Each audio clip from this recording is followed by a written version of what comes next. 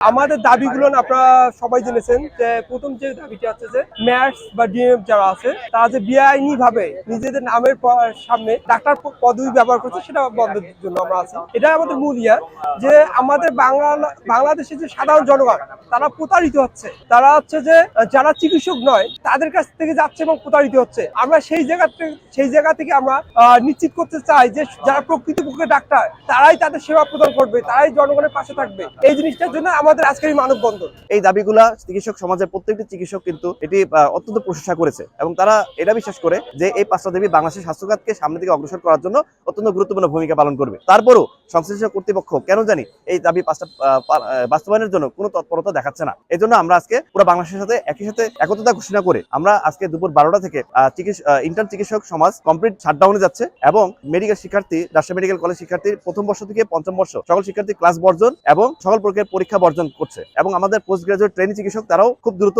কর্মবিরতিতে যাবে। আমাদের দাবি পাঁচটা হচ্ছে অত্যন্ত যৌক্তিক, আপনারা শুনলে বুঝতে পারবেন। সেটি হচ্ছে যে বাংলাদেশে যদি চিকিৎসা সেবা প্রদান করতে হয় এবং আপনারা যদি নামের সামনে যদি ডাক্তার শব্দ যদি যুক্ত করতে হয় তাহলে অবশ্যই আপনাকে এমবিবিএস বা বিডিএস ডিগ্রিধারী হতে হবে। নাম্বার 2, ওটিসি ড্রাগ লিস্ট পরিবর্তন করতে হবে। নাম্বার 3, বাংলাদেশে দেখানো হচ্ছে যে 18 কোটি মানুষের জন্য পর্যাপ্ত ডাক্তার নেই, কিন্তু আমি মনে করি বাংলাদেশে পর্যাপ্ত পরিমাণ ডাক্তার আছে। প্রতি বছর 10,000 ডাক্তার বের হচ্ছে, কিন্তু সরকারি নিয়োগের ক্ষেত্রে মাত্র প্রতি বছর 100 থেকে 200 জন বিশেষ স্বাস্থ্য খাতে নিয়োগ করা হচ্ছে। তো আমরা চাচ্ছি যেহেতু 30,000 ডাক্তার সংকট আছে, প্রথম একটা খুব দ্রুত একটি স্পেশাল বিশেষ দিয়ে প্রথম দফাতেই 10,000 ডাক্তার যাতে করে নিয়োগ দেওয়া হয় এবং প্রতি বছর 3 থেকে 4,000 ডাক্তার যাতে করে নিয়োগ দেওয়া হয়। তাহলে যে ডাক্তারদের সংকট দেখানো হচ্ছে সেই ডাক্তারদের সংকট নিরসন হবে।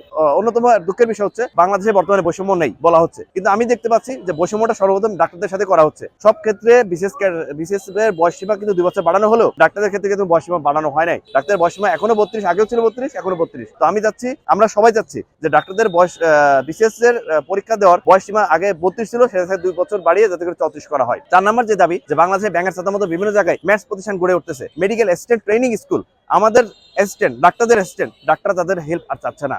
আমরা সবাই চাচ্ছি যে পুরো বাংলাদেশে আর যাতে করে নতুন কোনো ম্যাথসের স্টুডেন্ট যাতে করে ভর্তি না হয় এবং যেই শিক্ষা প্রতিষ্ঠানগুলো ম্যাথসের চালু আছে সেগুলো যাতে করে বন্ধ করে দেওয়া হয়। যারা এখন যদি নতুন করে স্টুডেন্ট ভর্তি না হয় ম্যাথসের স্টুডেন্ট, বাংলাদেশে যে পরিমাণ ডাক্তার বের হচ্ছে তারাই এনা বাংলাদেশকে পুরো স্বাস্থ্য খাতকে মেনটেন করার জন্য। 4 নম্বর দাবি এটা। 5 নম্বর দাবি হচ্ছে বাংলাদেশের হেলথ সেক্টরে কর্মক্ষেত্রে ডাক্তারদের কোনো সুরক্ষা নেই, বাংলাদেশের ডাক্তারদের কর্মক্ষেত্রে যাতে করে একটা সুরক্ষা থাকে। এই 5টা দাবি নিয়ে আমরা এখানে কর্মসূচি দিচ্ছি।